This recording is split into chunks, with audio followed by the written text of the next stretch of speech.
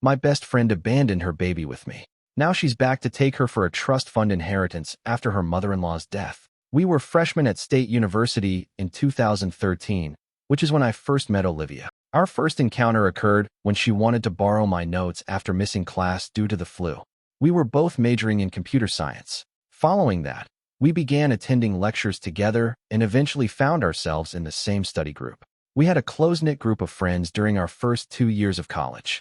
6 of us would get together every Friday to study in the campus coffee shop before going to the neighborhood pizza place for dinner. Because Olivia and I were both only children from middle-class households attempting to succeed in the computer industry, we grew particularly close. Both of us found employment in the same city after graduating in 2017. She found a job at a startup about 20 minutes away, and I worked at a software business downtown. We maintained frequent communication, getting together for lunch on Wednesdays and spending weekends with other local college pals. Olivia began dating David, a sales representative for her employer, around the end of 2019. I never really liked him. Even if he first appeared fine, he would frequently arrive late to group gatherings or abruptly cancel plans with Olivia. He ended their relationship by text message after roughly 6 months of dating. Olivia called me in tears 2 weeks after the separation to tell me she was expecting a child.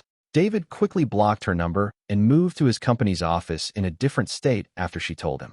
It was very apparent that he had no interest in the infant. Olivia had my support during her pregnancy. I became her primary support system because her parents resided in Florida and could only visit periodically. I assisted her in shopping for baby goods, attended all of her doctor's appointments, and even watched YouTube videos to learn how to assemble a cot. The birth date of Emily was March 15, 2021. Due to inclement weather, Olivia's parents' travel was delayed, so I was in the birth room. I saw how difficult it was for Olivia to connect with Emily during those initial days in the hospital. Olivia was aloof, despite the nurses' attempts to assist her with nursing and basic baby care. When they returned home, I began visiting Olivia's apartment every day after work. I would prepare dinner, assist with Emily, and frequently remain until 11 p.m. or later. I would take Emily for a little while on the weekends so Olivia could get some rest or sleep. With a crib, changing table, and more baby items than I ever imagined having, my apartment turned into a second nursery. When Emily was about 6 months old, the issues began to worsen. Olivia would phone me in the middle of the night to tell me that Emily's crying was too much for her to handle. Occasionally, when I got there, Emily would be crying in her crib, and Olivia would be sitting on the couch. Olivia began skipping work a lot and hardly ever left her apartment. Olivia was let go by her employer in January of 2022.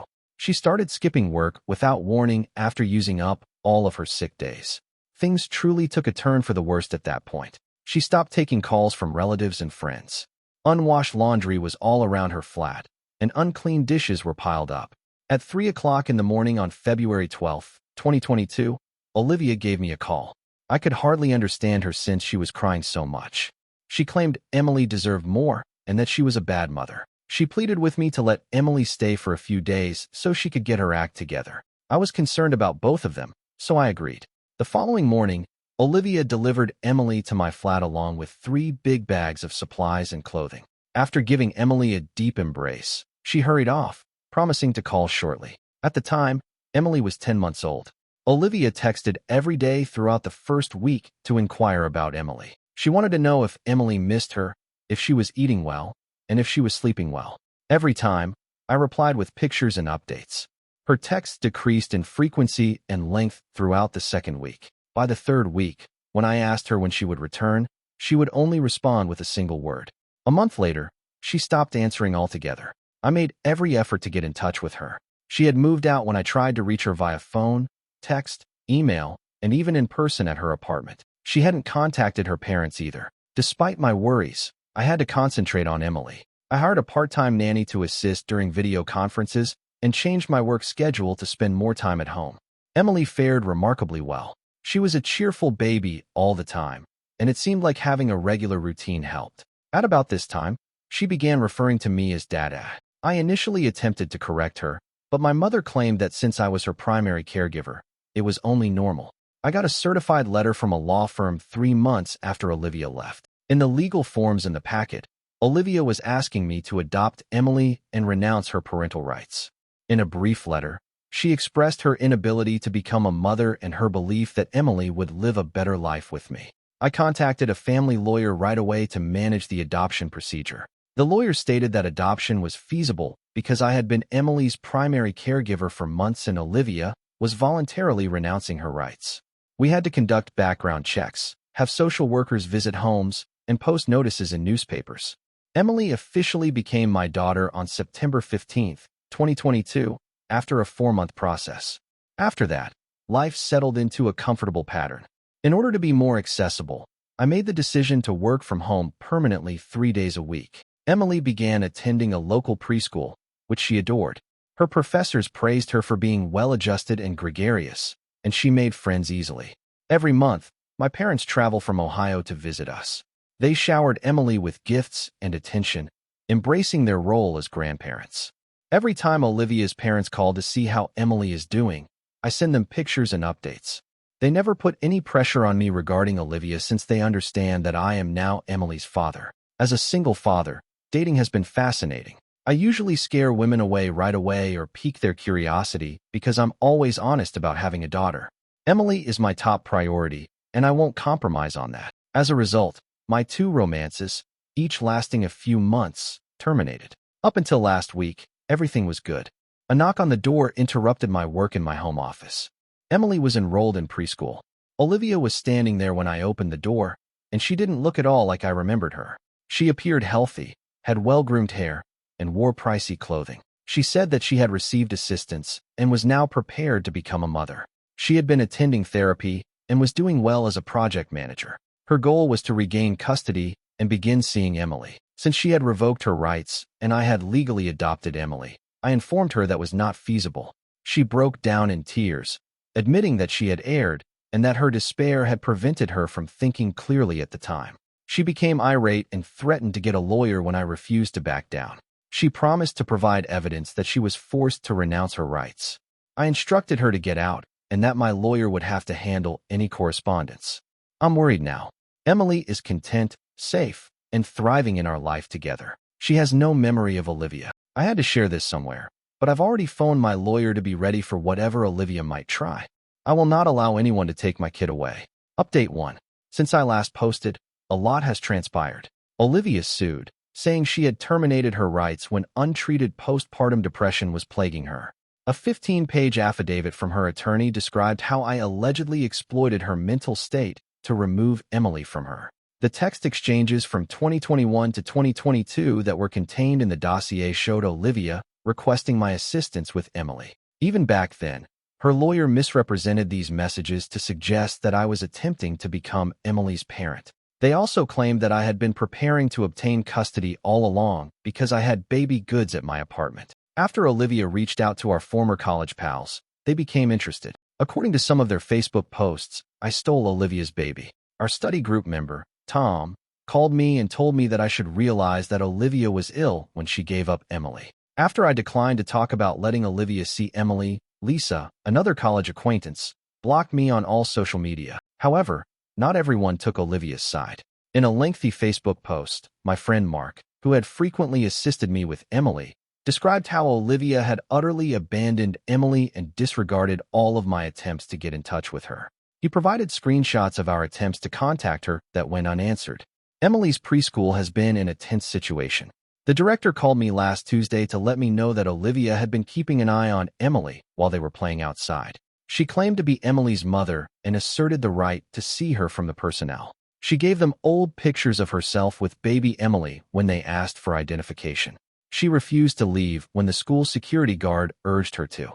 She initially insisted that all she wanted was to see her daughter before she departed. They had to threaten to contact the police. I had to leave work early to pick up Emily after the director phoned me right away. The following day, I was at the school for 3 hours updating all of Emily's documents. I provided them with copies of the court orders proving my sole custody and the adoption documents. I made it plain that no one else could pick Emily up, but I did add my parents to the pickup list. They changed their security procedures and now verify everyone's identity, even their known parents. Olivia began delivering parcels to our home. The first one, a big box filled with new toys, clothing, and a plush pink elephant, arrived last Wednesday. She sent a lengthy letter outlining her reasons for leaving and her deep regret. She put notes on the back of each picture and included pictures of herself with Emily when she was a newborn. Over the course of the following week, 3 additional shipments came. One had children's books that contained private notes. A handcrafted photo album of Emily's first few months was in another. The final one has a tablet with videos of Olivia reading bedtime tales already loaded on it. Emily hasn't seen any of it, but I'm keeping it all as proof. Last Friday, Mrs. Chun, my next-door neighbor, called to report that someone had been parked outside our house for a number of hours. I noticed Olivia's white Honda Civic when I looked. She left before the cops arrived, even though I had contacted them. Although they filed a report, the police stated that they were powerless to take any action until she threatened us or made direct contact. I discovered a message in our mailbox 2 days ago.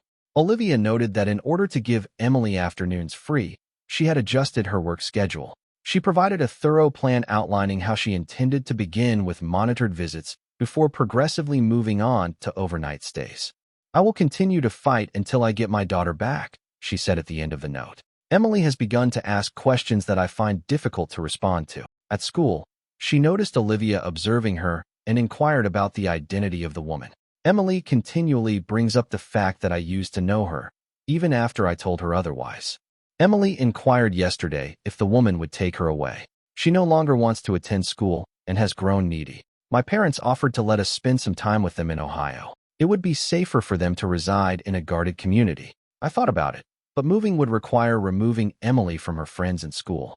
She already has enough stress and adjustments to handle. When they learned of what was going on, Olivia's parents gave me a call. The way Olivia behaved appalled them. After leaving Emily, Olivia also stopped communicating with them. According to her mother, they searched but were unable to locate her. 6 months ago, she contacted them to inform them not to get in touch with me any longer. That was the first time they heard from her. According to my attorney, we have a compelling case. The adoption was completed correctly, including all necessary waiting periods and notices. Throughout the process, Olivia had her own attorney and willingly signed all the documents. He cautioned, though, that Olivia's attorney might attempt to drag this out in the hopes that I would consent to shared custody in order to put an end to the legal dispute. The expenses are mounting quickly. My attorney thinks that if this gets to trial, the $5,000 in legal fees I've already paid could increase significantly. Even though I'm fortunate to have savings, it's still difficult. I don't want this situation to become any more public than it currently is, but several folks recommended creating a GoFundMe. I'm recording everything for the time being, including every shipment, every school appearance, and every unwelcome contact. I placed security cameras all around our home and recorded Olivia passing by. I also started recording a thorough vlog of Emily's symptoms, including her queries, behavioral changes, and nightmares.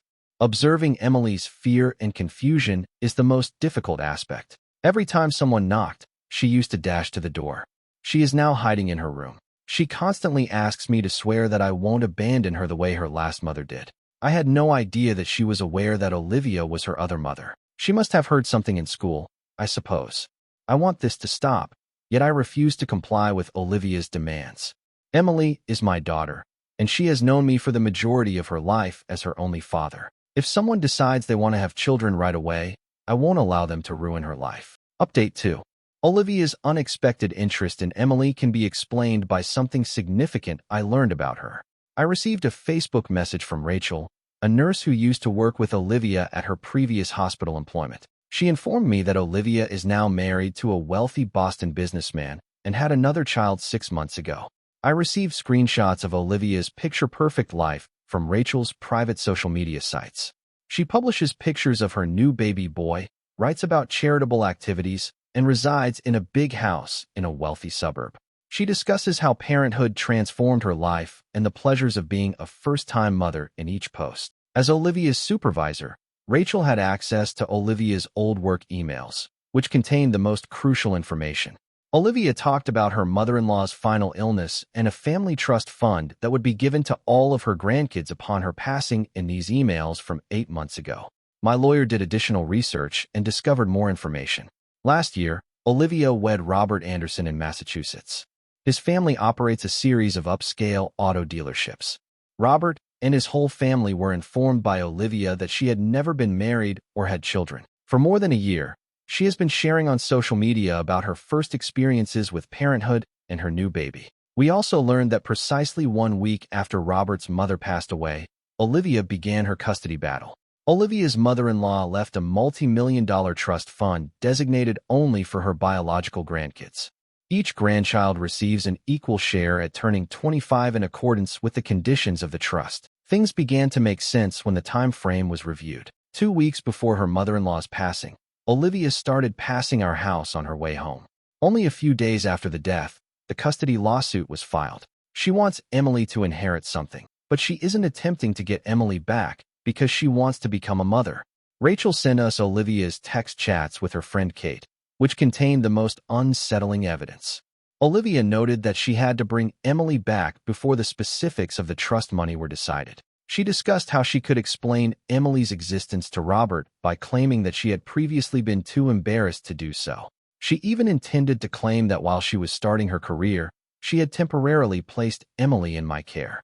My attorney presented all of this evidence to Olivia's attorney. Then, with both attorneys present, Olivia asked for a private meeting. She revealed everything during the meeting. She claimed that although she felt bad about parting with Emily, she hadn't considered doing so until she found out about the trust fund. She believed she could use inheritance money to make up for her past transgressions and provide Emily with a better life. Finding out that Olivia had hired a private investigator to follow us 3 months prior, long before she arrived at our door, was what really infuriated me. The PI collected data about our daily schedule and took pictures of Emily at school. Olivia knew just when to visit our home and when to see Emily near school because of this. Emily is feeling the effects of the situation. She now pulls her blanket into my room every night instead of sleeping in her own room. I discovered her attempting to fit her favorite toys into her school backpack last week. She told me that she wanted to be prepared in case she had to go like her old mom did when I questioned why. At school, she overheard children discussing how the woman observing them was someone's mother who had left. I concluded that Emily needed expert assistance to handle this circumstance. I discovered a child psychologist who focuses on custody and adoption matters. So far, we've had 2 sessions. According to the psychologist, Emily is exhibiting symptoms of anxiousness, but she believes that with steady support and stability, she will be all right. Through all of this, Olivia's parents have been unexpectedly supportive. All of Olivia's emails and communications throughout the years, including ones in which she expressly stated that she would never want to see Emily again, were forwarded to me. They also gave a statement explaining how, after leaving Emily, Olivia stopped communicating with them and refused their assistance. Next month is the scheduled court date. With all of the fresh information on Olivia's actual intentions, my lawyer is really optimistic about our case. In order to prevent Olivia from seeing Emily or me, he is submitting a motion for a permanent restraining order. My parents helped me pay for the more than $12,000 in legal bills I've incurred over the past month. They stated that rather than risk losing their granddaughter, they would choose to spend their retirement funds now. I don't know if I could have fought this war alone. Therefore, I'm thankful for their support. Update 3. Last Monday, the legal case came to a close when all of the court records and evidence were provided to Robert anonymously. Olivia's scheme fell apart. He attended the last hearing and discovered the whole truth about Olivia's history and current behavior. The judge examined all of the evidence for 4 hours. The text messages revealing Olivia's scheme to claim the trust fund funds piqued her curiosity the most. In addition, Olivia's hired private investigator testified that she had paid him to follow us months before she even tried to get in touch with Emily. During his testimony, Robert described how Olivia had deceived him and his family for 2 years. He disclosed that on the grounds that she wants to adopt underprivileged children in the future, Olivia had pushed him to amend the terms of his mother's trust fund to include adopted children. Olivia began her scheme to reclaim custody of Emily after his mother refused. The judge's decision was unambiguous. She gave me a permanent restraining order and dismissed Olivia's custody petition. Olivia cannot approach Emily, me, our house, or Emily's school within 1,000 feet. Additionally, she is prohibited from mailing messages or packages, even via intermediaries. Any infraction will result in an arrest right away. Robert informed me following the hearing that he had already sought full custody of their son and filed for divorce. He discovered proof that Olivia had been financing her custody dispute with funds and resources from his business. She had paid the private investigator and attorneys more than $30,000 of their combined savings. When her manager discovered that Olivia had been using company time and computers to monitor us and plot her custody battle, she lost her job at the investment firm where she was employed. Her parents decided to take her in only after she began intense therapy, so she returned to Florida to live with them. About 30 minutes away from our previous home, we moved to a new one. Although it's in a different school district, my office is really closer to it. Last month, Emily began attending her new school.